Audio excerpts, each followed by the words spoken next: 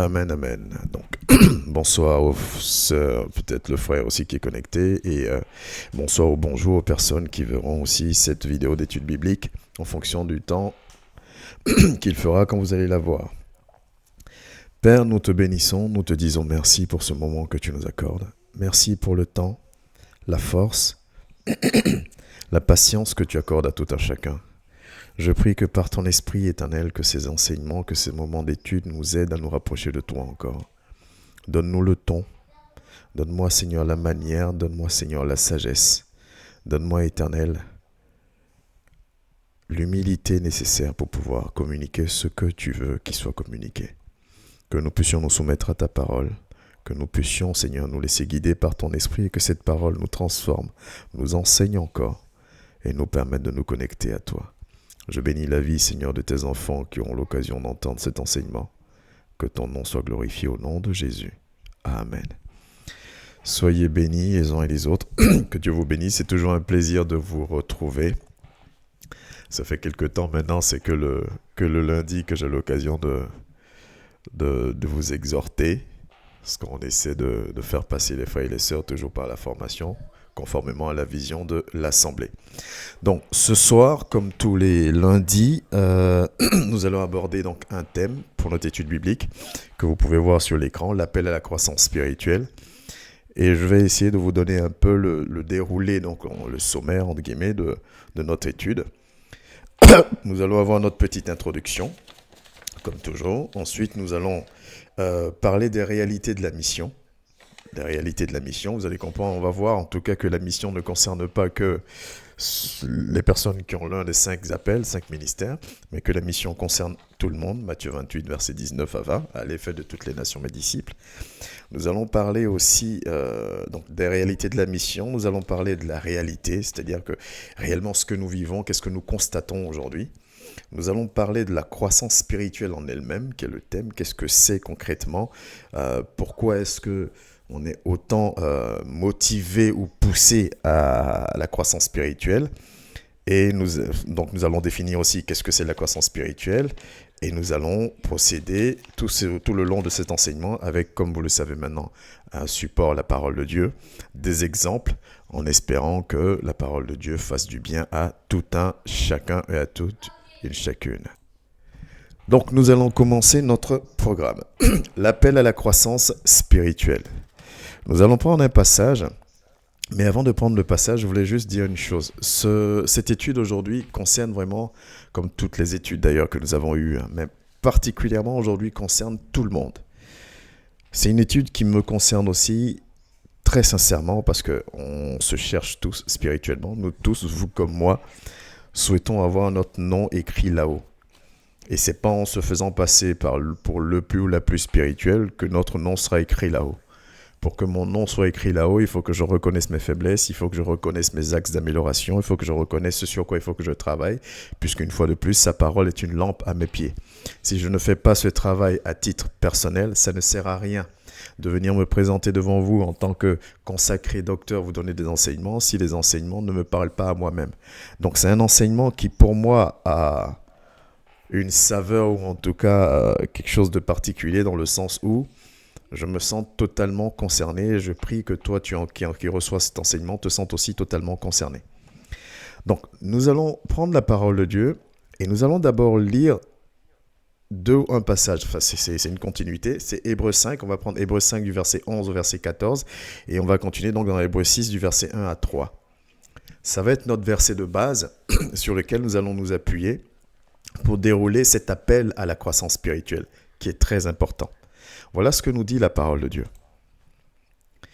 Hébreux 5, on commence donc à partir du verset 11. Nous avons beaucoup à dire là-dessus, et des choses difficiles à expliquer, parce que vous êtes devenus lents à comprendre. On va lire d'abord, et puis après on va contextualiser comme on fait toujours. Vous, en effet, qui depuis longtemps devriez être des maîtres, vous avez encore besoin qu'on vous enseigne les premiers rudiments des oracles de Dieu. Vous en êtes venus à avoir besoin de lait et non d'une nourriture solide. Or, quiconque en est au lait n'a pas l'expérience de la parole de justice, car il est un enfant. Mais la nourriture solide est pour les hommes faits, pour ceux dont le jugement est exercé par l'usage, à discerner ce qui est bien et ce qui est mal. Amen. On continue. Donc, chapitre 6 du verset 1 au verset 3, la parole nous dit ceci.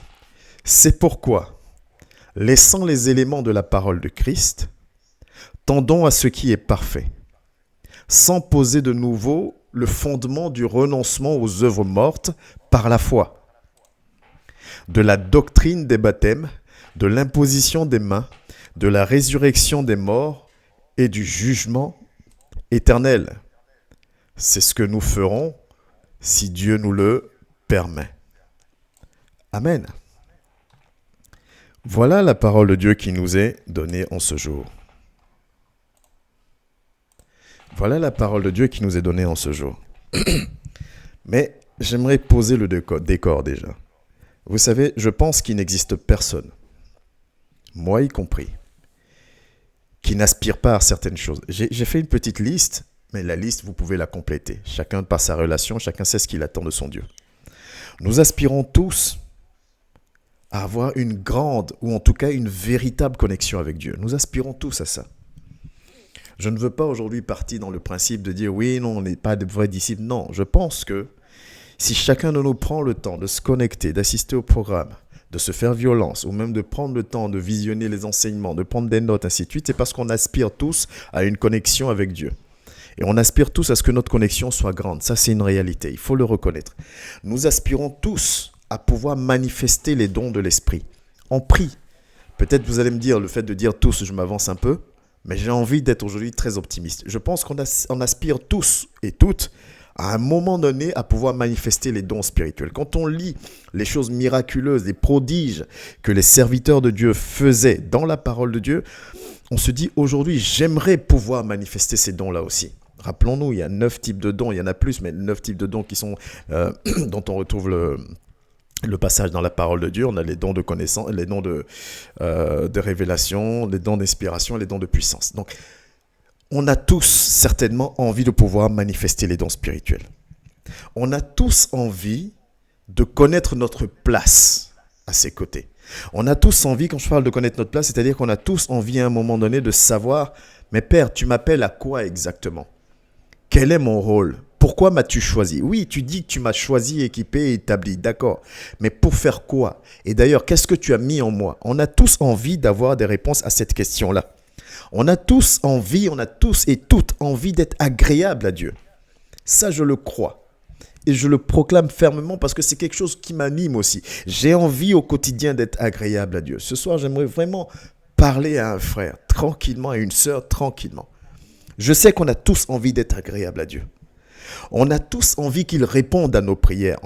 Ça remet un peu sur le point de la connexion. On a tous envie que Dieu réponde à nos prières. Quand on crie à lui, parce qu'on est dans une situation particulière, quand on élève la voix vers lui, on a tous envie d'avoir cette réponse-là, de savoir que Dieu nous écoute. On a tous envie de ça. On a tous envie de voir l'accomplissement de ses promesses dans nos vies. On a tous et toutes envie de ça, de voir cet accomplissement de ses promesses dans nos vies. Tu dis que je serai à la tête et non à la queue. J'ai envie de vivre comme étant à la tête et non pas à la queue. Tu dis que tout ce que je demanderai en ton nom, tu me l'accorderas. J'ai envie de pouvoir manifester cette promesse. On a envie de voir ces promesses-là dans nos vies. Mais malheureusement, si on veut être honnête et qu'on regarde notre vie, et là je veux vraiment faire appel à chacun de nous dans le sens déconnectons un peu notre côté justification. Déconnectons un peu notre côté justification parce que c'est quelque chose qui va nous permettre de nous positionner humblement et de pouvoir regarder en face notre niveau spirituel réellement. Rappelons-nous, le thème, c'est la croissance spirituelle. Si je ne reconnais pas que j'ai besoin de grandir, alors je ne grandirai pas. Si je ne reconnais pas que j'ai besoin de m'améliorer dans certains points, je ne m'améliorerai pas dans ces points-là. Mais pour reconnaître que j'ai besoin de grandir, encore faut-il que j'admette, que je reconnaisse ma position à l'instant T. Voilà une chose qui est extrêmement difficile. Par contre, Ce qui va à côté, qui l'accompagne, qui est très facile, c'est de déterminer la position spirituelle de l'autre. Mais nous-mêmes, reconnaître réellement quelle est notre position spirituelle, beaucoup parmi nous avons ce mal, cette difficulté. Mais reconnaître la position spirituelle de l'autre, on est très fort. Et malheureusement, aujourd'hui, j'ouvre cette parenthèse-là. On a allié, on a compris que être spirituel, être mature, c'est pouvoir déterminer la position spirituelle de l'autre. C'est tellement triste en fait. Ce qui va faire qu'on va voir des personnes, parce que je suis à la tête d'une assemblée, parce que je suis docteur, parce que je suis ceci, parce que je prie pendant des jours, parce que je jeûne. Donc je suis en capacité de dire que l'autre est comme ça, l'autre ne changera pas, l'autre est mauvais, l'autre a un fond mauvais, l'autre... Non, ça c'est très facile. Mais par contre, reconnaître que malgré ma position, malgré mon appel, ma consécration ou quoi que ce soit, j'ai encore du boulot à faire. C'est très difficile et très rare. Rappelez-vous, je vous dis toujours, trouvez des gens pour enseigner, trouvez des gens pour exhorter, pour monter une assemblée, ce que vous voulez. Il y en a plein. La preuve, c'est que regardons juste autour de nous le nombre d'assemblées qui se montent, y compris la nôtre. Regardons le nombre de personnes autoproclamées ou même consacrées ou peu importe.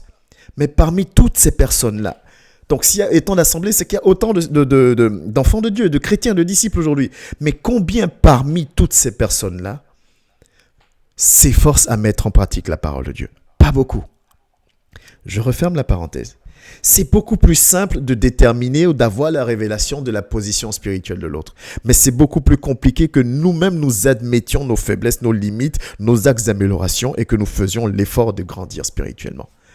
Pourquoi alors l'appel à la croissance? C'est pourquoi nous parlons de ça ce soir.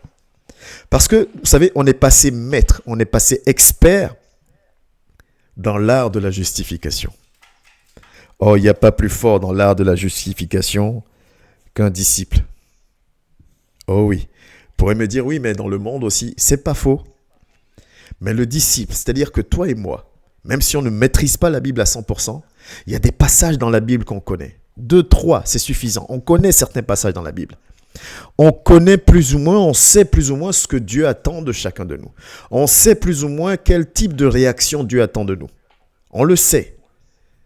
On sait aussi qu'on n'agit pas toujours conformément à ce que Dieu attend de nous. Par contre, là où on est très bon, c'est pour justifier pourquoi on se comporte comme ça. Là, on est passé maître. On sait mieux que quiconque comment justifier notre position. Mais je ne fais plus ça parce que, je n'agis plus comme ça parce que, je m'éloigne parce que, ça on le sait, on est passé expert dans ce domaine-là. Mon assemblée n'est pas la bonne.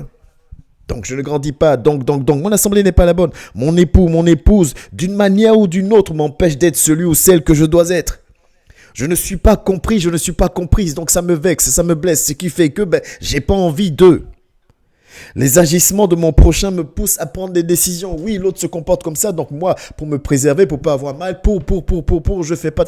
Donc on est passé maître, on est passé expert dans l'art de justifier nos actions, nos décisions, tout ce que nous agissons, tous nos agissements et comment nous agissons. Nous sommes très forts. Nous sommes très forts dans ce domaine-là. Mais on oublie juste une chose.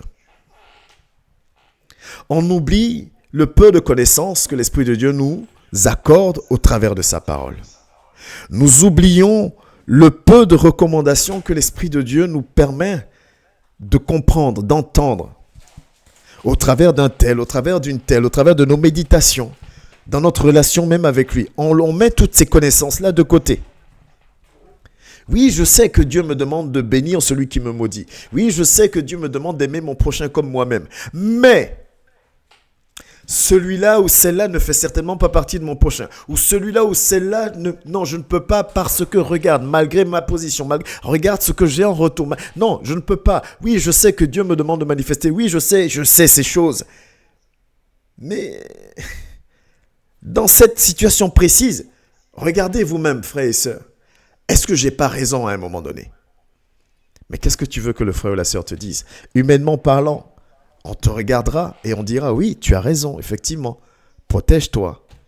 Tu as raison, effectivement, éloigne-toi. Tu as raison, effectivement, prends soin de toi, humainement. Mais on sait, toi et moi, que Dieu dit que Aussi haut que le ciel est, les cieux sont élevés par rapport à la terre, de la même manière, ses pensées ne sont pas les nôtres. Et il ne nous attend pas à avoir des mêmes réactions que tout le monde.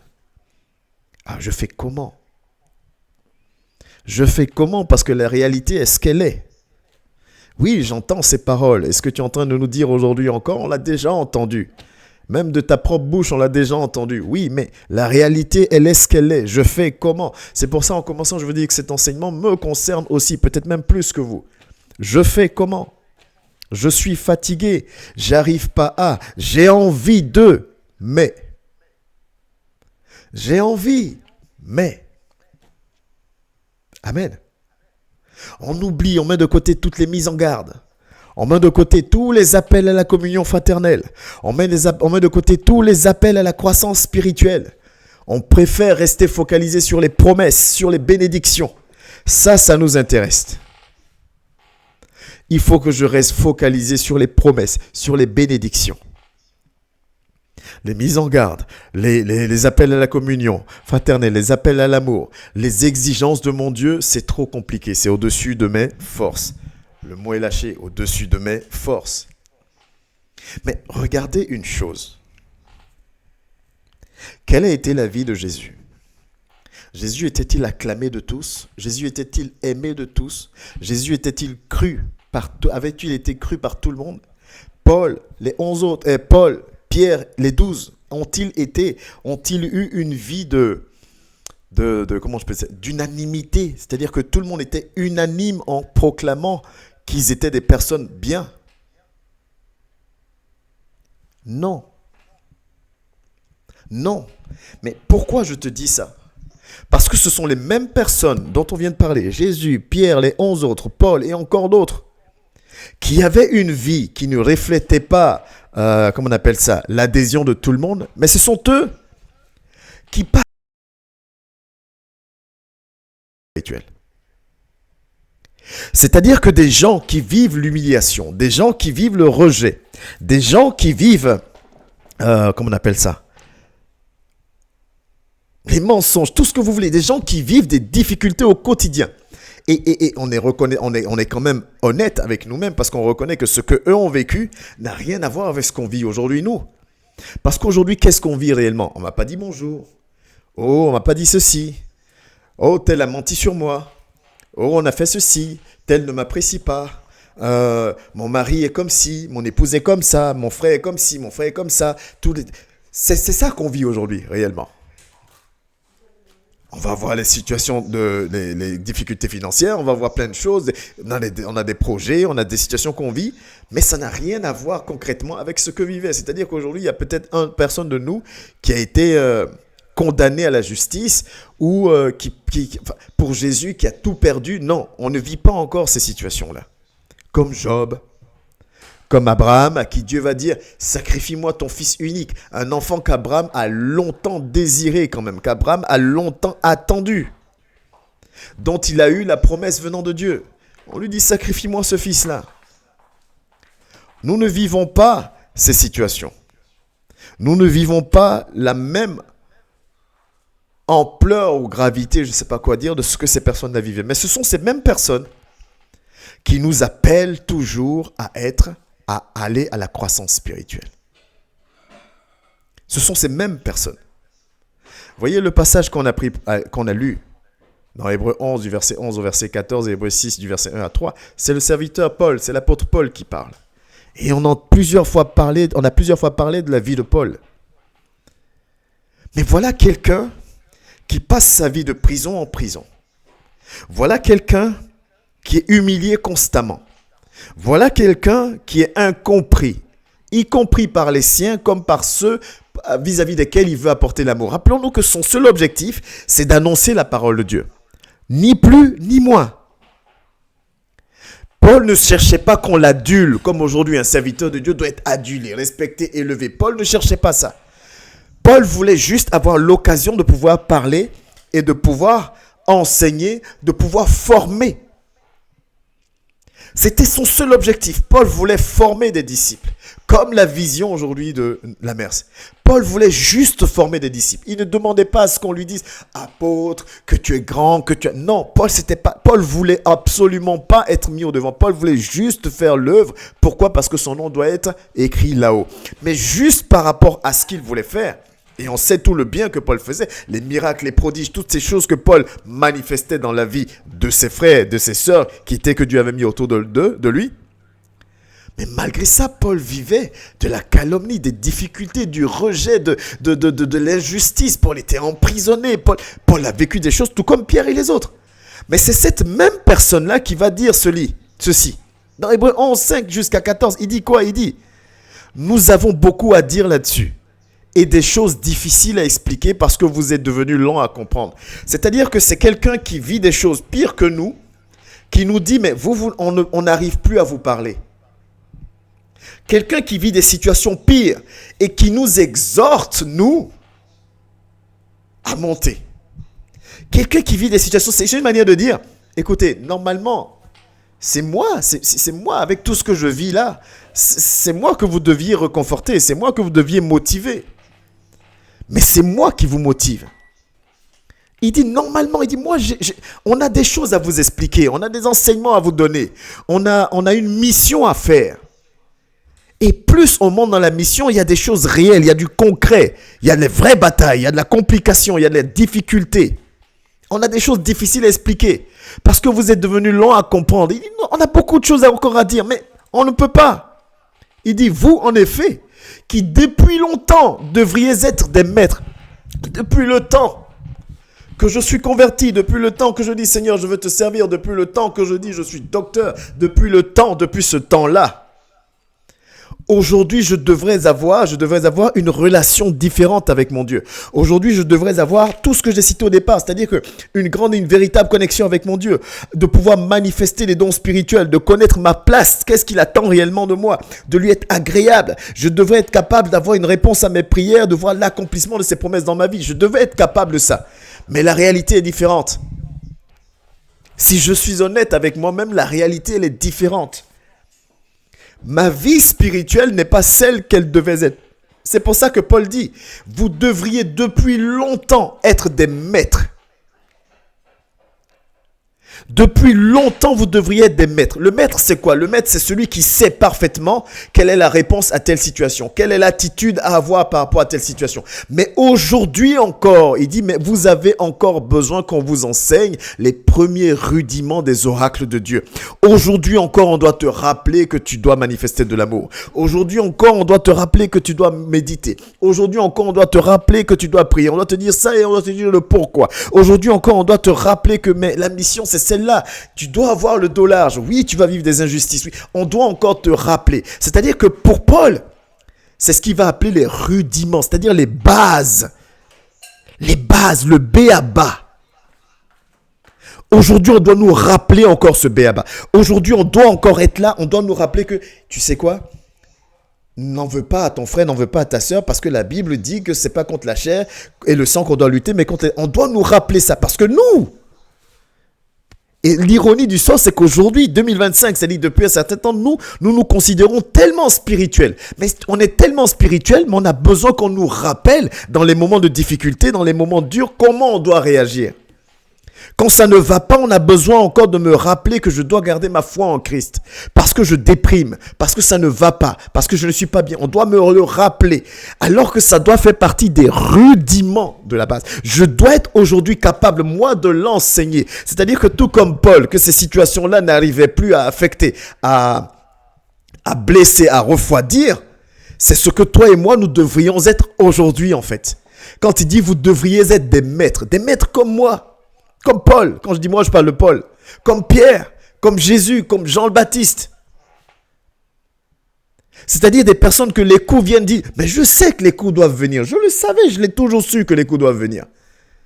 Je sais aussi comment je dois réagir à ces coups-là. Donc, ça ne m'importe plus en fait de m'attarder sur les coups, d'être surpris que les coups arrivent. On a dit que j'ai dit ça alors que c'est faux. Hein? Ok. De toutes les façons, je m'attends à ce qu'on dise des choses que je n'ai pas dites. Qu'on monte me concernant parce qu'on veut me détruire. Je m'y attends. Mais comme je suis maintenant un maître, ce n'est plus le fait de m'étonner, de m'extasier. Ah, on a encore dit ça de moi. Ah, non, je vais prendre... Non. C'est je sais que ça va arriver. C'est ce que Paul dit en disant, vous avez encore besoin qu'on vous enseigne les rudiments des oracles de Dieu.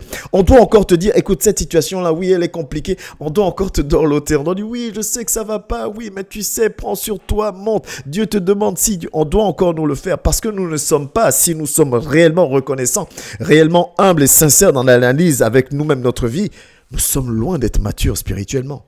Et je dis bien, nous sommes loin d'être matures spirituellement.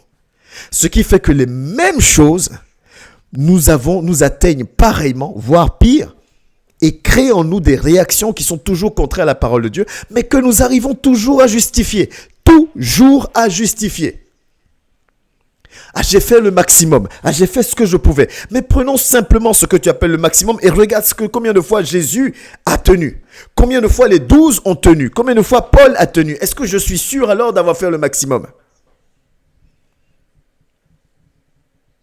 Jésus va être crucifié par un peuple pour lequel il a été envoyé premièrement.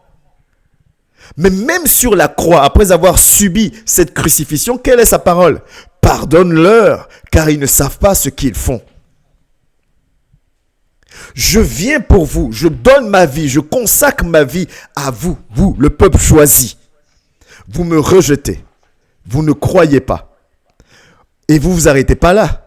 Vous cherchez à me faire mourir. Mais malgré ça, j'ai de l'amour pour vous. Je vais jusqu'au bout de mon sacrifice et je demande même à mon Père de ne pas vous en tenir rigueur. Voilà celui que toi et moi nous disons adorer, que nous souhaitons vouloir imiter.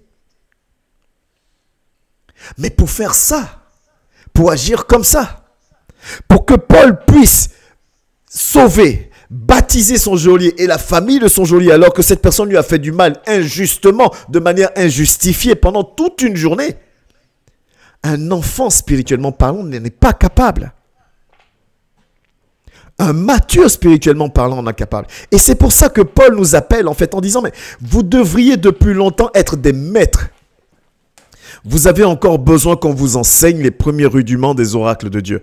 Vous en êtes venus à avoir besoin de lait et non de nourriture solide. C'est-à-dire que, c'est ce que je viens de dire, en fait, on doit nous cajoler encore. On doit nous expliquer des choses qui normalement doivent être acquises. On doit encore et encore et encore et encore. Mais, une fois de plus, l'ironie, c'est que nous, on ne se voit pas comme ça. Nous, on se voit spirituel. Parce qu'on prie, parce qu'on jeûne, parce qu'on enseigne. Je suis spirituel. Mais la parole de Dieu dit que c'est par nos fruits. Et tes fruits doivent être visibles. Et quand on lui appartient, ça veut dire que son esprit est en nous. Et on connaît les 9 parfums du fruit de l'esprit de Dieu en nos vies. À quel moment dans ces fruits, je prends la décision de faire ceci, je fais plus ceci, je souris plus là, je me ferme, il n'y a pas ces fruits-là, il n'y a pas ces parfums-là dans les fruits de l'esprit. Mais pourquoi nous n'agissons pas comme ça? Parce qu'on est encore des enfants spirituellement parlant. Amen. Mais quand on arrive à comprendre ces choses, ce n'est pas des menaces, ça nous concerne tous. Simplement que quand on arrive à comprendre ces choses, on va comprendre un élément. C'est que quand on nous exhorte, quand ces mêmes personnes dont on a parlé, on n'arrête pas de parler, nous exhortent à la maturité et à la croissance spirituelle, c'est parce que si on ne grandit pas, si je ne grandis pas spirituellement, je ne serai pas capable. Je ne serai pas capable de me comporter comme eux. Si je suis là, je persévère à me dire, je suis spirituel, c'est-à-dire dans ma bouche, à proclamer, sans manifester les fruits, sans que la connaissance n'opère la transformation. Vous voyez, tous les enseignements sont liés. Sans que la connaissance n'opère une réelle transformation en moi. Mais une transformation illimitée, pas limitée. Ce qui est limité est de Dieu. L'illimité, c'est Dieu. Ce qui est limité n'est pas de Dieu. L'illimité est de Dieu. Tant que cette transformation n'est pas en moi, tant que cette croissance spirituelle n'est pas, je ne pourrai pas, que je le veuille ou non, agir conformément à la parole de Dieu. C'est ça qu'il faut qu'on comprenne. Si eux passent toute leur vie à nous dire, hey, grandissez spirituellement, soyez, croissez spirituellement. Si Jésus même dit à ses disciples, attendez là, attendez, vous n'êtes pas encore prêts, attendez de recevoir l'Esprit, ça veut dire quoi? Ça veut dire que la mission, et là on va parler de la réalité de la mission c'est du costaud. C'est du costaud. Il a besoin de toi dans une mission qui n'est pas du jeu. Parce qu'en face, il y en a un qui n'est pas venu pour rigoler. Souvent, je vous dis, son job à lui, c'est du matin jusqu'au soir de savoir comment te faire chuter. Voilà son job.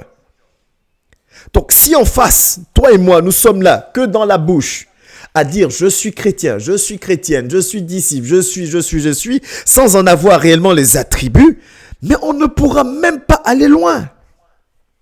C'est pour ça que Paul dit, hey, grandissez les gars. Pour ça, Jésus dit, mais grandissez. Pour ça, Pierre, tous, ils disent grandissez. Parce que si vous ne grandissez pas, vous n'allez pas pouvoir être à la hauteur de la mission à laquelle Dieu vous appelle. On ne sera pas à la hauteur parce qu'on ne grandit pas. Et tant qu'on se complaira dans nos justifications, on ne grandira pas. Je vais vous donner un exemple. Quand la première fois où Dieu a permis que j'accède à un poste à responsabilité dans une entreprise, ça a duré 1 année et demie. Et ça ne s'est pas spécialement bien passé. Et quand j'avais les derniers points, les dernières réunions, les derniers briefs avec mon N+1, avec mon responsable, il me disait toujours, il dit non, il faut que tu ailles plus, il faut que tu montes plus, il faut que tu montes plus, il faut que tu montes plus. Et moi, j'étais tout le temps en train de dire, mais attends, mes équipes me respectent. Je suis partout toute la journée, je cours dans tous les sens, je gère les SAV, je gère plein de choses, je suis partout. Pourquoi il n'arrête pas de me dire il faut que. Moi, pour moi, je ne peux pas plus. Je suis dans le domaine du commerce, donc je dis mais je ne peux pas plus. Si les clients n'entrent pas dans le magasin, je ne peux pas plus. Je ne peux pas aller dehors sur le parking pour danser, pour attirer des clients. Mais lui, c'était non, tu ne fais pas plus, tu ne fais pas assez. Vas-y.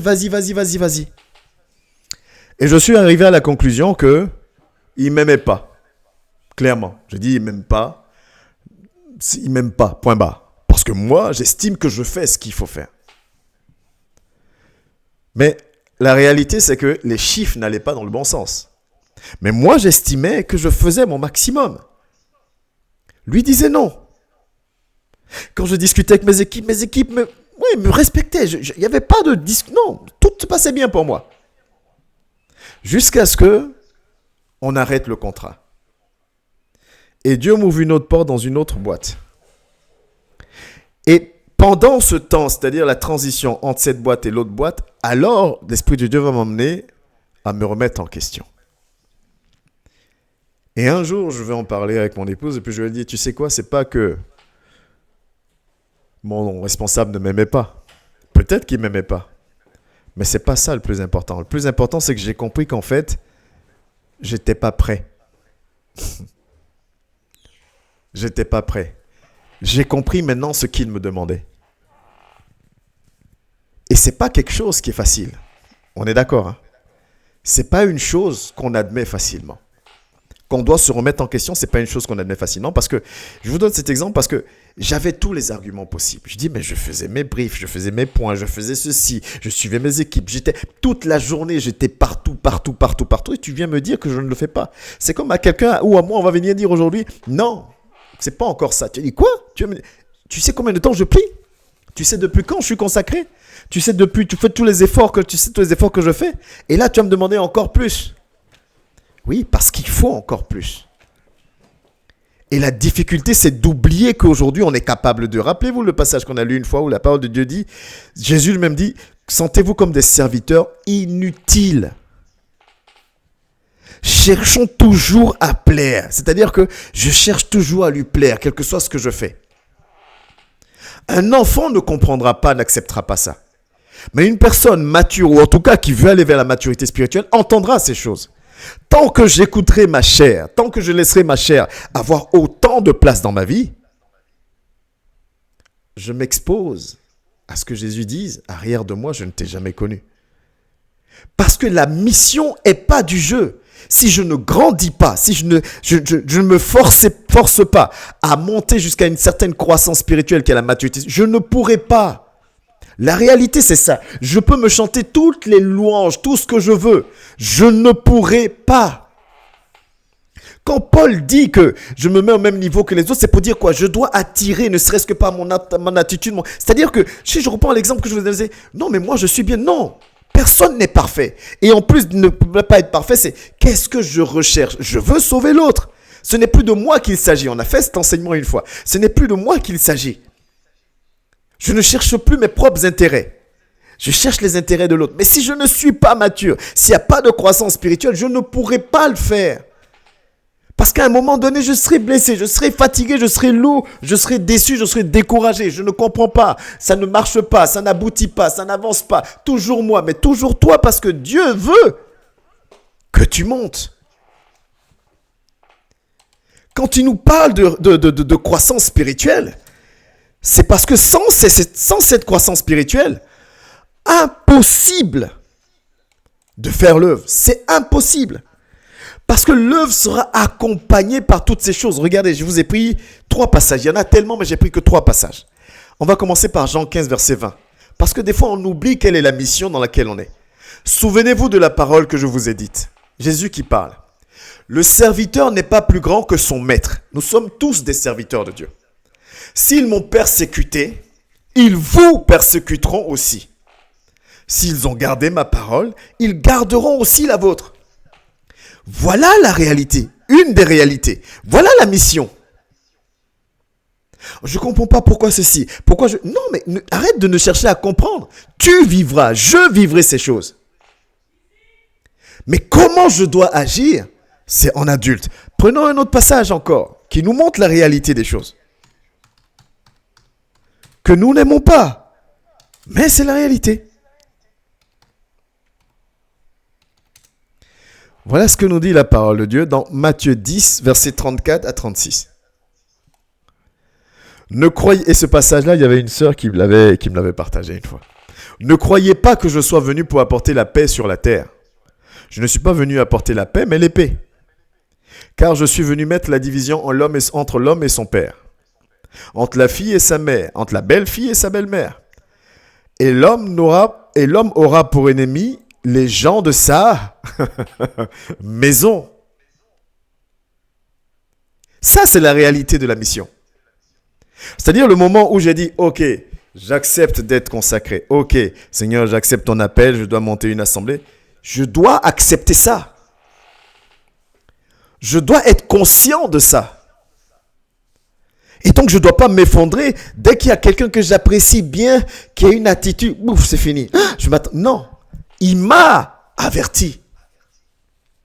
À cause de la mission. Parce qu'il y en a un dont le job, c'est de me faire tomber. Et celui qui doit me faire tomber, en général, il passe par qui? Il passe par des êtres humains comme moi. Et il peut passer aussi par moi vis-à-vis de mon frère. Et même quand Dieu éprouve aussi au travers des frères et sœurs. Pas plus tard qu'aujourd'hui, j'ai eu la question d'une sœur en disant, mais est-ce que Dieu peut me faire? Oui, Dieu permet des situations pour voir comment tu vas réagir. C'est pour ça que je dis toujours, tant qu'on n'a pas le discernement, faisons attention à ce qu'on dit et à nos réactions. Parce que des fois, on va dire, c'est le diable. Oh, cette personne est comme ci, c'est comme ça. Non, c'est juste Dieu. Qui a endurci le cœur de Pharaon? C'est le diable? C'est le Dieu qui a endurci le cœur de Pharaon. Vous pensez que Dieu n'est pas capable? Et il dit quoi? Et l'homme aura pour ennemi les gens de sa maison, les gens de son assemblée, les gens de son noyau, les gens qui se sont proches. Dieu est capable d'endurcir le cœur de ton époux, le cœur de ton épouse. Mais toi, tu vas rester bloqué dessus parce que tu es encore un enfant spirituel, alors que tu dois comprendre que c'est dans ta réaction que Dieu veut voir. Jérémie ne nous a-t-il pas dit que Dieu éprouve le juste? Il veut voir ta réaction. Mais toi, tu ne peux pas, je dis bien, tu ne peux pas réagir comme il attend de toi parce que tu n'es pas mature spirituellement. Parce que je ne suis pas mature spirituellement. Ce n'est pas de la magie marcher avec Dieu. Ça demande des sacrifices et c'est avec le temps, étape par étape. Si je crois que c'est en claquant des doigts et puis c'est fini, non, ça ne marche pas comme ça. J'apprends, je tombe, je me lève. Mais si je suis tombé, je tire les leçons. Je me répands et j'avance. Et je continue parce que je n'ai pas d'autre choix que de continuer de grandir. Parce que tant que je ne grandis pas assez, je ne pourrai pas. La réalité de la mission, c'est celle-là. Le dernier passage qui nous parle de la réalité de la mission, on reste dans le livre de Matthieu 10, 22. Vous serez haïs de tous à cause de mon nom. Et voilà ce que je vous dis depuis tout à l'heure. Mais celui qui persévérera jusqu'à la fin sera sauvé. C'est-à-dire que si malgré la haine, malgré le rejet des gens de ma maison, si je persévère à le servir et donc à grandir spirituellement, à la fin, je serai sauvé. Nos cœurs doivent être transformés. Nous devons grandir spirituellement. Mais moi, j'ai une question pour nous. Je vous ai dit, l'enseignement nous parle à tous, peut-être même à moi en premier. J'ai une question. Ma question, c'est celle-là. Comment, alors que toi et moi, nous avons l'ordre de manifester que de l'amour. Il nous a jamais dit, en aucun cas, il a dit de nous faire vengeance. Il dit à lui la vengeance. Nous, notre ordre, c'est de gagner des âmes et d'aimer notre prochain comme nous-mêmes. Voilà l'ordre qui nous a été donné. Je suis désolé, c'est ce qui est écrit dans la Bible. Alors que cet ordre nous a été donné, alors moi, ma question, c'est comment je vais arriver à manifester de l'amour alors que je ne vis que persécution, rejet, humiliation. Comment je continue? Comment je continue l'œuvre? Ok, Père, tu me dis dans Matthieu 10, 22, qui est encore à l'écran, je serai haï. Mais je continue comment? Parce que je suis un être humain. Quand je suis dans un moment où je suis dans un endroit où je suis haï, rejeté, tout, c'est compliqué de manifester de l'amour. Comment je peux? Comment je fais? Et je pense que par la grâce du Saint-Esprit, maintenant, tu comprends pourquoi on parle de croissance spirituelle. Tant que je ne crois pas spirituellement, tant que je ne grandis pas spirituellement, tant que je ne deviens pas mature, la réponse à cette question, c'est impossible. Il me sera impossible de continuer à manifester l'amour que Dieu attend de moi. Il me sera impossible de continuer à avoir les fruits que Dieu attend de moi. Il me sera impossible d'être là où Dieu veut que je sois tant que je ne serai pas mature spirituellement. Voilà pourquoi Paul pouvait continuer à aimer. Voilà pourquoi Paul pouvait continuer à manifester de l'amour. Voilà pourquoi Pierre, après avoir reçu l'Esprit de Dieu, après la transformation, lui comme les 11 autres, pouvait supporter toute situation et continuer à servir Dieu et continuer à rechercher à être agréable à Dieu et continuer à avoir une relation avec Dieu. Et du fait qu'ils continuaient malgré tout, alors ils voyaient l'accomplissement des grâces de Dieu dans leur vie. Ils vivaient les promesses de la parole de Dieu. Ils vivaient l'accomplissement et les bénédictions que Dieu avait proclamées. À condition d'être mature. Sinon, ce n'est pas possible. Que celui qui a des oreilles pour entendre, entende. Depuis le début d'année, nous avons parlé de maturité spirituelle, de maturité spirituelle, de maturité spirituelle. Mais vous pensez que quand on parle de maturité spirituelle, Dieu lui-même, je mets le diable à côté, on lui donne trop d'importance. Dieu lui-même ne va pas nous mettre à l'épreuve pour voir si on prend au sérieux cette histoire de maturité spirituelle. Comment on sait que quelqu'un est mature? On sait que quelqu'un est mature par sa manière de s'exprimer, par sa manière de réagir. Une fois, j'avais pris un exemple aujourd'hui, c'est-à-dire que si je prends même un autre exemple, si j'ai un bonbon, une sucette en bouche à mon âge et que la sucette tombe dans le sable, je ne vais pas me rouler à terre pour pleurer. C'est pas mes réactions, pas mes actions, ma manière de parler, ma manière de penser qu'on pense, qu'on voit que je suis adulte. Mais si je dis à tout le monde, oh, j'ai tel âge, je suis comme si, je suis marié, j'ai ceci, j'ai cela, et que ma sucette tombe, elle tombe dans le sable et je me roule à terre pour pleurer, tous ceux qui seront autour vont dire, mais c'est un bébé, c'est un enfant. Pourtant, sur ma pièce d'identité, il sera bien écrit mon âge. Mais tout le monde va dire c'est un enfant. Et c'est ça qu'on n'arrive pas à comprendre. Il ne s'agit pas seulement de j'ai rien dans le cœur. Non, qu'est-ce que tu montres? Parce que Dieu voit au cœur. L'homme voit l'apparence. Rappelez-vous quand Dieu reprend Samuel. L'homme voit l'apparence, mais Dieu regarde au cœur. Donc Dieu regarde dans ton cœur et dit ok, voilà telle situation. J'ai endurci tel cœur, j'ai endurci telle situation, j'ai permis telle situation. Comment il va réagir? Il n'arrête pas à tout moment de bassiner les frères et sœurs que j'ai mis autour de lui en leur parlant de maturité spirituelle. Comment il va agir maintenant? Et je suis en plein dedans. Je ne vous donne pas des enseignements pour dire faites ce que... On expérimente la parole de Dieu. Nous devons tous expérimenter la parole de Dieu. Comment il va se comporter maintenant? Comment elle va agir maintenant?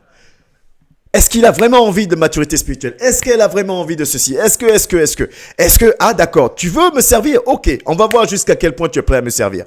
Job n'a rien demandé, il n'a rien fait, à part simplement continuer sa vie tranquillement à adorer son Dieu. Dieu dit, on va voir. Bon, l'ennemi est venu souffler les trucs, mais c'est Dieu qui a dit, ok, touche. Enlève tout. Et on va voir s'il continue. Ah, isolons-le. On va voir s'il continue à manifester l'amour. Ah, rabaissons-le. On va voir s'il continue à manifester de l'amour. Ah, critiquons-le un peu. On va voir s'il continue à manifester de l'amour. Je ne pourrai pas manifester de l'amour si je reste un enfant spirituellement. Et c'est pour ça que Paul dit, mais normalement, on doit vous parler de choses dures, difficiles. Il y a des âmes à aller gagner. Il y a des combats spirituels à mener. Mais nous sommes encore là, en train d'essuyer nos larmes. On doit nous expliquer qu'on doit servir. On doit nous expliquer qu'on doit demeurer ferme. On doit nous expliquer ces choses. Alors qu'il y a des âmes qui meurent. Et c'est à cause de ces âmes qui meurent que Dieu m'a choisi, que Dieu t'a choisi, qui nous a établis, équipés à l'instant T, à un endroit T. Paul dit, on doit se dire les choses. On doit parler. Vous savez, on parle souvent de la parole de Dieu. La personne qui t'aime le plus, ce n'est pas celle qui dit oui, amen à tout ce que tu dis. Ça, c'est un conseil que ma mère m'avait donné depuis tout petit. Elle m'a dit, si quelqu'un rigole à toutes tes blagues, méfie-toi de cette personne. J'étais tout petit, j'avais même pas 10 ans. Elle m'a répété ça pendant des années. Si quelqu'un rigole à toutes tes blagues, méfie-toi de cette personne.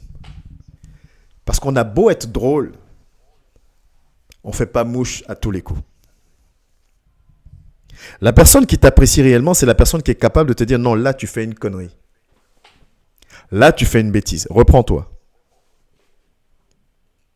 La personne qui t'aime réellement, c'est la personne qui est capable de dire oh là, non, arrête, tu exagères. Quand c'est justifié de te le dire, encore faut-il que tu l'acceptes. On parle de remise en question réelle. Mais si je parle à des personnes, je pense et je le crois, qui veulent vraiment grandir. Et donc qui reconnaissent leur position à l'instant T. Si j'ai cette vision-là, c'est pour ça qu'on dit souvent savoir avec qui s'entourer. Paul va reprendre, je crois que c'est dans le livre de Corinthiens, il va reprendre l'église de Corinthe en disant c'est tellement dommage que les chrétiens de Corinthe aient recours à des juges, à des personnes non chrétiennes pour régler leurs différends. Paul les reprend en disant, mais vous êtes chrétiens, vous êtes censés avoir une vision différente de celle du monde. Mais vous allez demander justice, conseil à quelqu'un qui n'a pas la même vision que vous. Mais la personne n'est pas forcément mauvaise. Mettez-moi les histoires pour le monde de démons, tout ça de côté. La personne qui ne connaît pas Christ, qui t'aime sincèrement, va te donner un conseil par amour pour toi. Mais est-ce que ce conseil est conforme à la parole de Dieu? C'est ce que Paul voulait dire. Arrêtons de dire, ouais, mais l'autre, il n'est pas chrétien, donc c'est le diable qui... Non, je ne parle pas de diable. Arrêtons de voir toujours le côté négatif. L'autre peut te donner un très bon conseil parce que la personne t'aime. Mais ce très bon conseil n'est pas celui que Dieu veut que tu suives. Parce que lui a permis cette situation pour que tu aies justement la réaction inverse. Rappelez-vous de ce qu'il dit. Il dit, si tu salues que ceux qui t'aiment, qu'est-ce que tu as fait? Il dit, les collecteurs d'impôts, tout ce que vous appelez pécheurs, ils le font. Donc, qu'est-ce que tu as fait exactement? Toutes ces choses, nous ne pouvons pas si nous ne grandissons pas spirituellement. Si la croissance spirituelle n'est pas une affaire personnelle, importante, on sera juste des perroquets encore longtemps. À dire je suis, alors que la réalité est tout autre. Amen. La réalité aujourd'hui, si nous voulons être honnêtes avec nous-mêmes quand nous regardons, voilà nos phrases. Je suis converti, je suis consacré, je sers le Seigneur, je prie beaucoup, je médite beaucoup, je jeûne beaucoup. Mais malgré tout ça, qui est vrai, je ne suis pas en train de dire que la personne ment. Non, j'essaie vraiment d'éveiller nos consciences et que l'Esprit de Dieu nous aide. Je ne suis pas en train de dire que la personne qui dit je suis converti ment. Non, la personne qui dit je suis converti est vraiment convertie. Le croit qu'elle est convertie. La personne qui dit je suis consacré, on ne peut pas inventer les consécrations. Je sers le Seigneur. Mais oui, je chante, je prêche, je suis dans un département de l'église. Je sers le Seigneur, clairement. Je prie beaucoup parce que je prie. Des fois, je prie même toute une nuit. Je prie. Je médite beaucoup. Oui, je médite. Je lis la parole de Dieu, je participe au programme, j'ai mon petit cahier, je note mes choses. Je jeûne beaucoup quand il y a des moments de jeûne donnés par l'Assemblée. Je prends mes moments de jeûne. Je suis là. Mais quelle est la réalité? La réalité, c'est que les mêmes situations produisent toujours les mêmes réactions de ma part. Et c'est là où la réalité me rattrape en fait. Et là, je ne te parle pas de ton frère, de ta soeur, de ton mari, de ton époux, je parle de toi-même. Parce que, vous savez, j'aime bien ce passage-là, je pense qu'il va rester gravé dans votre esprit. 2 Timothée 2,15. C'est moi, tout seul là, qui serai en face de lui à un moment donné et qui devrait répondre de mes actions, de mes réactions, de mes pensées, de mes paroles, ainsi de suite. C'est moi, tout seul. Moi, tout seul. Maintenant, quand il va me dire, mais c'est moi qui ai permis que ce frère, cette soeur ou ton époux ou ton épouse à tel moment fasse ceci, se comporte comme ça. J'attendais juste de voir comment tu allais me montrer que tu as envie et que tu es mature. C'est moi qui ai permis ça. Pourquoi n'as-tu pas? Imaginez Paul, à l'époque, au moment de 2 Timothée 2,15. Et Dieu lui demande, mais ce geôlier-là, pourquoi tu l'as laissé se tuer? Paul dit, mais il m'a fait du mal. Et puis moi, c'est pas moi qui l'ai encouragé à vouloir se tuer, c'est lui seul. Moi, j'ai rien fait. Regarde, Seigneur, moi, je suis resté là à t'adorer, à te louer. Et Dieu lui dit, mais attends.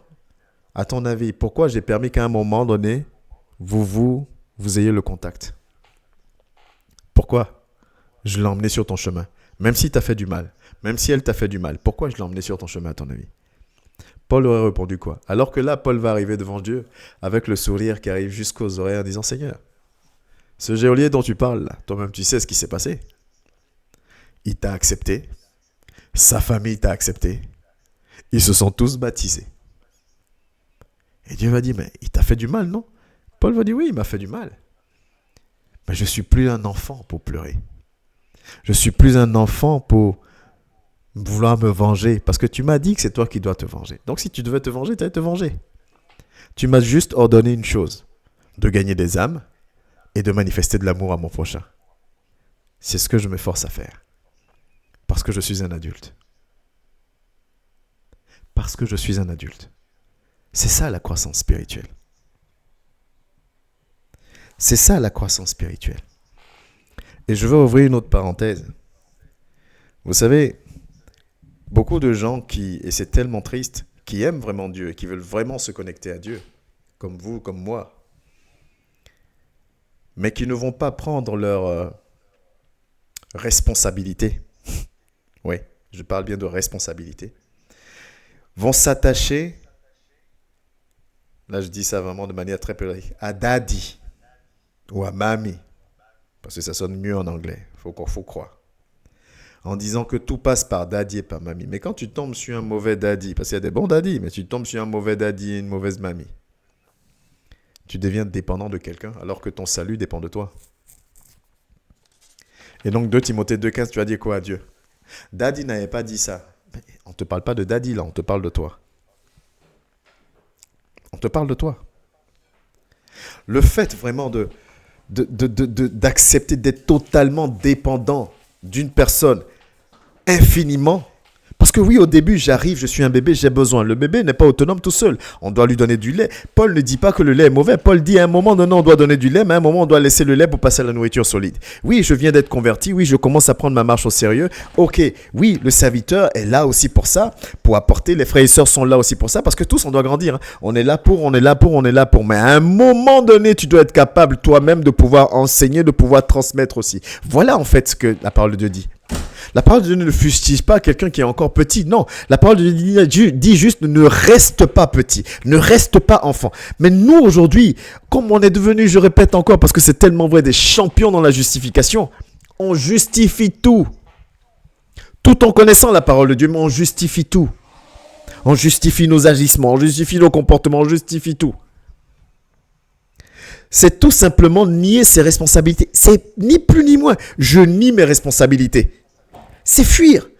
Je fuis. Mais mes responsabilités, c'est quoi? Mon salut est personnel, il dépend de moi. Mes réactions dépendent de moi. L'action de l'autre, c'est lui, c'est ses actions. Mais mes réactions dépendent de moi. Ce n'est pas ce qui rentre qui suit, c'est ce qui sort. Ok, on t'a insulté, qu'est-ce que tu renvoies à la personne qui t'a insulté? Ce qui est rentré, c'est les injures. Maintenant, toi, tu vas sortir quoi? Je vous répète, on a l'ordre de manifester que de l'amour. Donc, tu m'as permis d'ingérer les injures. Moi, l'ordre que j'ai, c'est de te donner de l'amour. Tout ce qui va venir à côté de oui, mais, non. Que ton oui soit oui, que ton non soit non. Je t'ai donné un ordre, fais-le. Voilà le Dieu que nous choisissons de servir. Et ces choses, nous avons besoin de les entendre. Toi, tu les entends que maintenant, mais moi, je les ai entendues en préparant le message. Nous avons besoin d'entendre ces choses. Est-ce que ça fait plaisir? Non. On vit tous des situations. Il n'existe personne sur cette terre qui ne vit pas des situations compliquées. Ça n'existe pas. Donc le message concerne tout le monde. C'est-à-dire que toi, demain, tu auras l'occasion de tomber sur cette vidéo-là ou quoi que ce soit, tu entends, ah, on parle de moi. Oui, on parle de toi. Clairement, on parle de toi. Et si on parle de toi, ça veut dire que l'Esprit de Dieu attend quelque chose, une réaction, quelque chose de toi. Oui, on parle de moi. Clairement, on parle de moi. Je dois me lever. Je dois changer quelque chose. Je dois atteindre la croissance spirituelle parce que sinon, je serai toujours un enfant. Je ne pourrai pas, même si je le veux. L'esprit est bien disposé, la chair est faible. Même si j'ai envie d'être là où il veut que je sois, je ne pourrai pas parce que je suis un enfant. Combien de fois mon fils, tout petit de 7 ans, aime souvent me dire « Papa, je veux faire ça. » Je dis « Non, tu peux pas. »« Si, je veux faire, je peux faire, je peux faire. » Je dis « Non, tu peux pas. C'est trop lourd pour toi, c'est trop ceci. » Mais lui, il veut, il peut, il a envie. C'est comme nous aujourd'hui. Je veux, je peux, mais on n'a pas les capacités. Parce que le corps, c'est encore enfant. Dans la tête, on a envie, on pense que je connais le passage, donc je veux, mais la chair ne peut pas. C'est ça qu'il faut comprendre. C'est pour ça que l'appel à la croissance, c'est un message d'amour en fait. C'est un message pour dire, oh, la mission est compliquée mon gars, grandis. Parce que si tu ne grandis pas, tu vas te faire bouffer tout cru. Par qui? Par le lion. Celui qui rôde comme un lion rugissant. Si tu grandis pas, c'est comme... Donc grandis, change, monte. Parce que toutes ces choses-là, tu dois les vivre. Et c'est écrit que tu dois les vivre. Tu sais que tu dois les vivre. Maintenant, pour pouvoir avoir les bonnes réactions, il faut que tu grandisses. Il ne s'agit pas juste de connaître, de souhaiter vouloir le faire. Et en pensant que je peux. Non, il faut que je grandisse pour pouvoir le faire. Ma pensée doit être coordonnée à mon corps. Parce que mon corps, maintenant, va devenir le temple du Saint-Esprit qui va me permettre de... Je pense que je peux tout pardonner. Ah d'accord, je suis mis à l'épreuve et alors j'arrive à tout pardonner. C'est en ça qu'il y a certaines situations quand tu grandis spirituellement, ne t'atteignent même plus. Et des fois tu es là, tel vient te parler du Seigneur, tu dis, ah, bon, on doit se soutenir, on se soutient. Mais après toi-même tu es assis, tu dis, mais franchement, c'est ça qui s'est passé et puis on en est arrivé là. Parce que toi, ça te... C'est rien, tu te dis, mais ça... Mais il y a pire qui vient, les gars. Il y a pire qui vient. Et là, on a ça. Et puis, on est comme ça. Et quand le pire va venir, qu'est-ce qui va se passer? Quand le pire va venir, vous voyez, une chose est de savoir, une autre est de vivre la chose. Oui, on dit toujours, le pire va venir, le pire va venir. Oui, on sait, mais au nom de Jésus, on est là. Maintenant, quand le pire vient, il n'y a plus personne. Quand le pire arrive, parce que même les petits souffles, on est ébranlé. Mais le pire même, on n'est même pas encore dans le pire. On t'a pas encore, c'est pour un peu pour vous voler un sourire, mais on t'a pas encore giflé parce que tu es en train d'évangéliser quelqu'un. Bah, tu reçois une claque. Et tu dois continuer à évangéliser la personne. Et tu dois continuer à tout faire pour trouver les voies et moyens de gagner l'âme de la personne. On ne vit même pas ça. On n'est pas dans le pire encore. On n'est pas dans les combats spirituels où l'ennemi se lève réellement en disant « Oh, tu commences sérieusement à m'embêter parce que tu commences sérieusement à m'arracher des âmes et j'aime pas ça. » Oui, il commence à t'attaquer. Il commence à attaquer ta famille, machin. Mais comme spirituellement tu es costaud et que l'esprit en nous est plus fort que celui dans le monde, il est dans la défaite. Quand tu te lèves le matin ou tu es réveillé dans la nuit par un combat spirituel et que tu as eu la victoire, sois heureux. Des fois, on va m'expliquer un songe, on va me dire, mais dans la nuit, j'ai eu tel combat. Des frères et des sœurs vont m'appeler pour me dire, j'ai eu ci, j'ai eu ça, j'ai eu ci. Puis je demande toujours, mais ça s'est fini comment? Non, j'ai eu le dessus. Mais je me sens un peu bizarre. Mais tu te sens bizarre, pourquoi? Tu as eu la victoire. Il n'a jamais été dit que tu ne seras pas combattu. Tu es combattu. Le plus important, c'est quoi? C'est que tu as eu la victoire. Si tu m'appelles en me disant, oui, mais là, par contre, j'ai perdu parce que l'esprit a pris le dessus, machin. J'ai dit, ah, bon, ok, là, il faut vraiment qu'on prie pour. Mais tu m'appelles pour me dire, tu as vécu un combat dans la nuit. Moi, je vis des combats. Une fois, j'avais partagé un avec vous. Mais l'esprit n'a pas pris le dessus. Gloire à Dieu. Gloire à Dieu. Le discernement, regardons ce qui est positif. On n'a jamais dit vous serez combattus, ils vous feront la guerre, mais ne vous vaincront point. C'est la même chose. On vient, on t'humilie, on te rabaisse, mais tu gardes ton sourire, tu gardes ta position, tu gardes ta relation avec ton Dieu. Quand c'est trop dur, tu vas pleurer à ses pieds, après tu reviens encore, tu continues. Mais tu es dans la victoire, c'est ton nom à toi qui est marqué. Celui qui te fait du mal, c'est lui qui est en train de gommer son nom. Mais pourquoi l'autre gomme son nom et toi aussi tu veux gommer ton nom parce que l'autre t'a gommé son nom en te faisant du mal? C'est absolument pas intelligent. C'est un enfant qui réagit comme ça. Tu m'as fait du mal, je te rends par le mal. M'en fous. Tu m'as fait pleurer, je te fais pleurer. Nous deux, on pleure. Mais le mature réfléchit un peu plus. C'est pas parce que tu m'as fait du mal, je réfléchis un peu, je jauge. Attends, j'ai beaucoup à perdre, j'ai plus à perdre que lui quand même. Hein. Parce que là, si je me laisse aller, j'ai beaucoup à perdre. L'adulte réfléchit. C'est en ça qu'on dit qu'on ne réagit pas pour réagir. On dit toujours, réagissons, prenons de la distance, du temps avant de réagir. Une décision prise sur le fait de la colère n'est pas bonne. Une décision prise sur le fait d'un excès de joie n'est pas bon. Réagissons en adulte. Regarde ce que tu as à perdre et ce que tu as à gagner. Et fais le bon choix. Je mets devant toi la vie et la mort. Choisis la vie. Choisis la croissance spirituelle pour être capable pour être au niveau de. Arrêtons d'annexer l'autre. Arrêtons d'être celui et celle qui est toujours blessé. Arrêtons de rêver une relation avec Dieu. Arrêtons de ne pas avoir des choses qui changent. Mais prenons conscience de la dangerosité du fait que nous restions des enfants. La croissance spirituelle, ça correspond à une armure plus costaud. Rien que ça. Quelqu'un qui grandit spirituellement, c'est quelqu'un qui fortifie son armure. Et il n'y a pas besoin d'aller vous chercher des passages que vous ne connaissez pas. On peut rester sur le même passage qu'on connaît toujours. Regardez Jacques 1 du verset 2 au verset 4. Mes frères, regardez comme un sujet de joie complète les diverses épreuves auxquelles vous êtes exposés. Mais qui aime vivre les épreuves? Qui ne connaît pas ce passage? Combien de fois on le dit au niveau de la MERS? Qui aime vivre les épreuves? On dit soyez de joie complète. Sujet de joie complète. Parce que, sachant que l'épreuve de votre foi produit la patience, l'épreuve de votre foi, étudions la parole, l'épreuve de votre foi. On met à l'épreuve ma foi. Dieu met à l'épreuve le juste. Dieu éprouve le juste. Il éprouve sa foi. Il veut voir comment tu vas réagir. Est-ce que tu es adulte? Est-ce que tu es mature? Est-ce que tu as encore besoin de lait ou que là? Est-ce que là on peut passer avec toi à la nourriture solide? Sachant que l'épreuve de votre foi produit la patience. Et ça ne s'arrête pas là.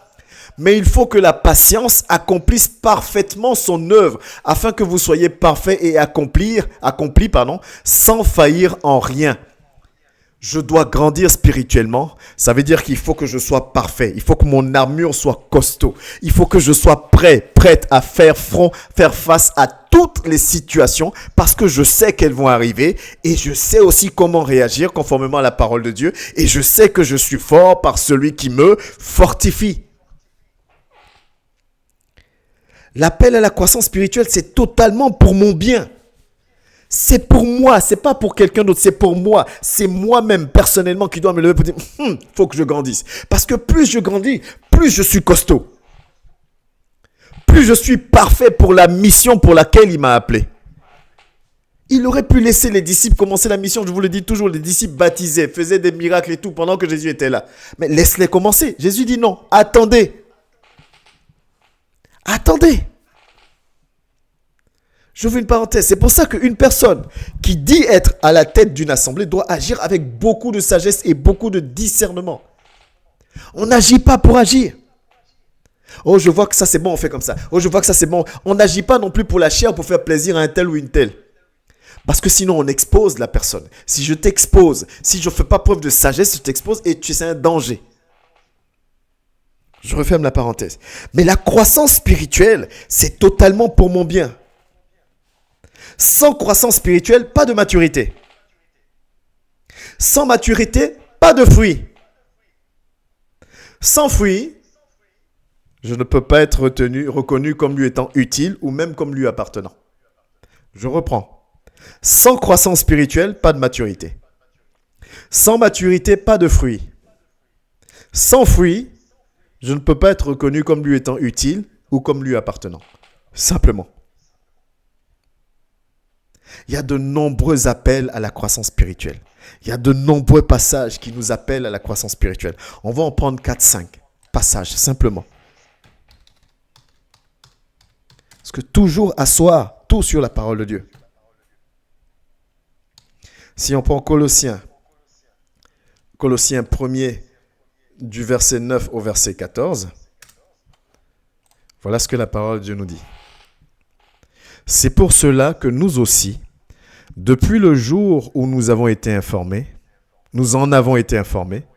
nous ne cessons de prier Dieu pour vous et de demander que vous soyez remplis de la connaissance de sa volonté, en toute sagesse et intelligence spirituelle, pour marcher d'une manière digne du Seigneur et lui être entièrement agréable, portant des fruits en toutes sortes de bonnes œuvres et croissant par la connaissance de Dieu. Je reprends le verset 10.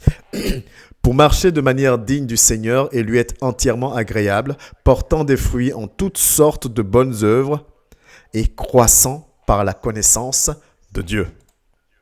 Fortifié à tous égards par sa puissance glorieuse, en sorte que vous soyez toujours et avec joie, persévérants et patients. Rendez grâce au Père qui vous a rendu capable d'avoir part à l'héritage des saints dans la lumière, qui nous a délivrés de la puissance des ténèbres et nous a transportés dans le royaume du Fils de son amour, en qui nous avons la rédemption et la rémission des péchés. Le fait de persévérer, le fait de grandir spirituellement, voilà ce que ça permet dans ta vie, voilà ce que ça permet dans ma vie. Si je prends 1 Thessaloniciens,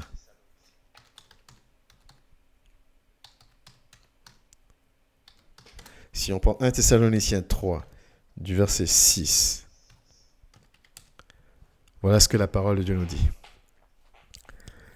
Quelles actions de grâce, en effet, nous pouvons rendre à Dieu à votre sujet, pour toute la joie que nous éprouvons à cause de vous devant notre Dieu. Nuit et jour, nous le prions avec une extrême ardeur de nous permettre de vous voir et de compléter ce qui manque à votre foi. Voyez là, c'est Paul qui répond à l'église. Et il dit au début, si vous lisez un peu au début, il bénit Dieu pour leur foi, pour le fait qu'ils gardent la parole, le fait qu'ils persévèrent. Ça veut dire que le peuple fait un effort. Mais regardez ce que Paul dit là. Il dit, nuit et jour, nous le prions avec une extrême ardeur, de nous permettre de vous voir et de compléter ce qui manque à votre foi. On doit toujours grandir. Il y a toujours... Oui, aujourd'hui tu pries, c'est bien. Tu jeûnes, c'est bien. Tu chantes, c'est bien. Mais il y a toujours un cap à franchir, toujours spirituellement. Que Dieu lui-même, notre Père et notre Seigneur Jésus, aplanisse notre route pour que nous allions à vous, que le Seigneur augmente de plus en plus parmi vous, et à l'égard de tous, cette charité que nous avons nous-mêmes pour vous, afin d'affermir vos cœurs pour qu'ils soient irréprochables dans la sainteté devant Dieu, notre Père, lors de l'avènement de notre Seigneur Jésus-Christ avec tous les saints. Amen. Montons. Si on prend 1 Pierre 2, verset 2. 1 Pierre 2, 2 nous dit ceci. Désirez, comme des enfants nouveau-nés, le lait spirituel et pur, afin que par lui vous croissiez pour le salut. On doit avoir envie de grandir. On doit vouloir être nourri toujours. Je veux grandir, je veux grandir. Je veux cette nourriture-là. Je veux grandir et que cela soit. C'est-à-dire que ce n'est pas juste connaître. Que cela est de l'action, de la transformation dans ma vie, dans mon corps, dans mon être tout entier. Luc 2, verset 52. Là, on parle de Jésus lui-même. Et Jésus croissait en sagesse, en stature et en grâce devant Dieu et devant les hommes. Jésus lui-même croissait, grandissait. Rappelez-vous ce qui s'est passé après son baptême. La Bible dit, l'Esprit l'a conduit dans le désert afin d'y être tenté. Si Jésus lui-même est conduit pour être tenté, pour vivre des situations, c'est-à-dire pour être prêt avant de rentrer pleinement dans sa mission, tu penses que toi, tu ne vivras pas la même chose? Amen. La croissance spirituelle, c'est grandir dans la foi malgré tous les obstacles. La croissance spirituelle, c'est laisser la place au Saint-Esprit. On parle du renoncement de soi. La croissance spirituelle, c'est ça. Grandir dans la foi malgré tous les obstacles. Servir Dieu malgré tout. Dans qu'il vente, qu'il neige, dans la joie, dans la peine, dans la douleur. Servir Dieu malgré tout. C'est ce qui nous aide à grandir. C'est laisser la place au Saint-Esprit. Ce n'est plus faire cas de nous-mêmes.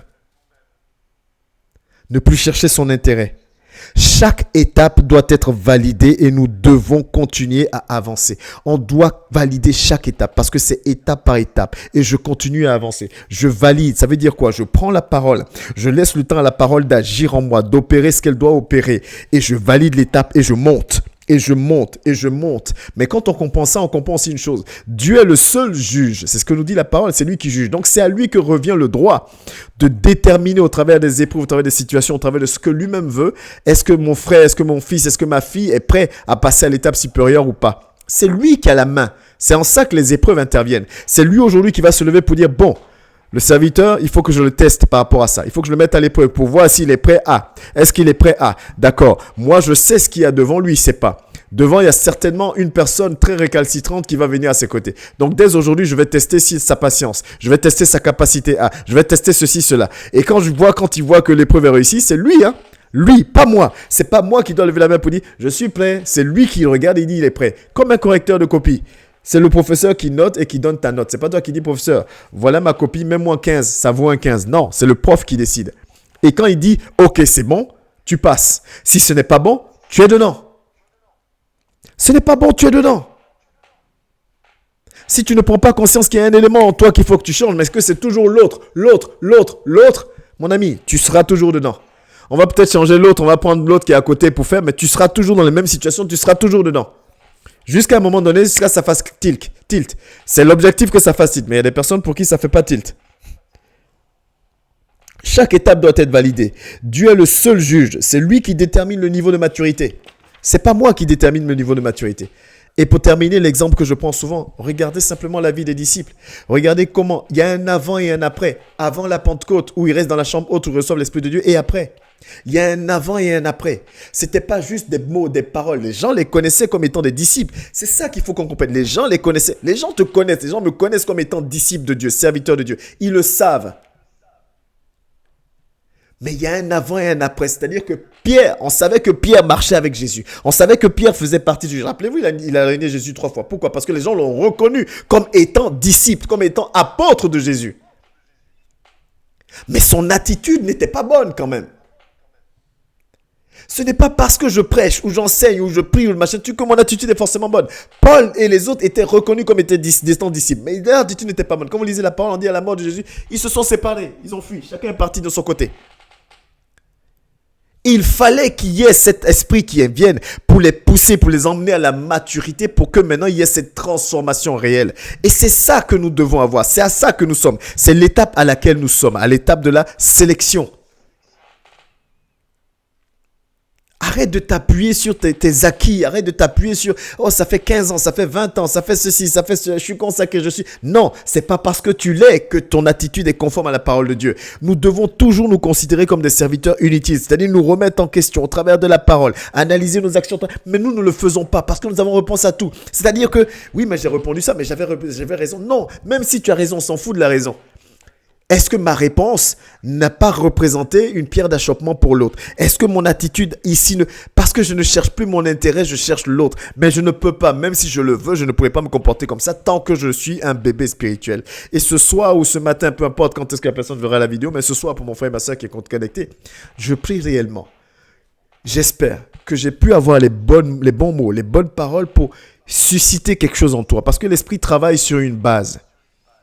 Le Saint-Esprit travaille sur une base. C'est-à-dire que si en toi, il y a quelque chose qui est suscité pour dire « Ok, là, l'Esprit peut se saisir de cette base-là pour agir avec toi. » Mais si tu restes confortablement assis en disant « Ok, moi, ça, je savais. » Il n'y a pas de base pour qu'il travaille. Ou si tu restes assis en disant « Ouais, mais ça, c'est certainement de tel frère, de telle sœur, il parle. » Sur quelle base il travaille? Saisis-toi simplement, toi aussi, de sa grâce et grandis. Et grandis. Et grandissons. L'appel à la croissance spirituelle, voilà ce que ça dit. L'appel à la croissance spirituelle, voilà ce que ça veut. Nous devons réellement comprendre. Nous devons réellement nous soumettre à sa parole. Dieu 3 fois saint, je te dis merci pour ce moment. Merci pour cette étude que tu nous donnes à tous. Je bénis, éternel Dieu de gloire, la vie du frère et de la sœur qui aura l'occasion de voir cette vidéo. Je bénis la vie aussi de mon frère et de ma sœur connectés. Donne-nous réellement, humblement, de nous humilier en ta présence, de rechercher ta face et de laisser ton esprit nous aider à grandir spirituellement. Que ton esprit, Seigneur, s'appuie sur cette base, c'est-à-dire ce désir que nous avons tous et toutes, de grandir de tête agréable et d'agir, d'opérer la transformation en nous. Seigneur, la vision que tu nous as donnée, c'est de former des disciples. Nous avons notre part à faire, mais c'est toi qui valides. C'est toi qui valides au travers des épreuves. Donne-nous d'être à la hauteur. Donne-nous, Seigneur, de ne pas oublier tes prescriptions, la communion fraternelle, l'amour du prochain, l'amour vis-à-vis de toi. Les fruits.